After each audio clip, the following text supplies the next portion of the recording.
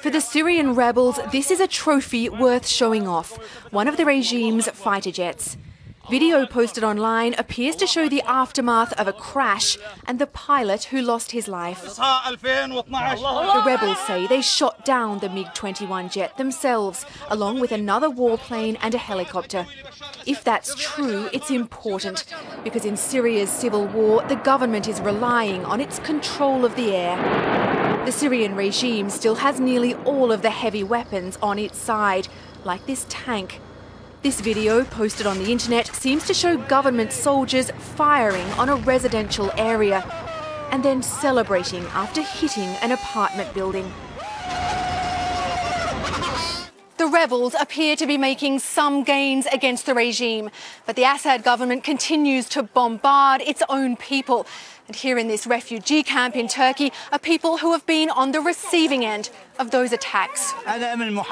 One of them is Abdul Qadir Hamdo. He told us he fled here from his home in the city of Aleppo after the regime shelled his neighbourhood. 5 of his family have been killed, he said. One of his sons is still fighting for the rebels. After nearly 18 months, Syria's civil war looks increasingly like a stalemate. And that's no comfort at all for the people who have lost their homes and their loved ones. Holly Williams is joining us from just across the border inside Turkey. And Holly, I wonder, what are the Turks expecting in terms of refugees now?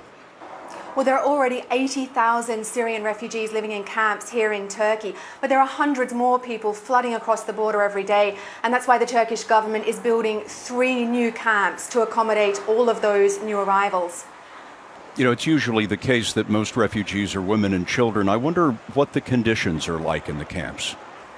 Conditions inside are actually pretty good. There's shelter, there's food and water, there are even medical clinics and schools. But when you talk to the Syrian refugees inside the camps, they really want to go home. The elderly man who you saw in our report just now told us that he would happily live on onions and bread as long as he could do it in his old home back in Syria. Well, that may be a distant hope. Holly, thank you very much.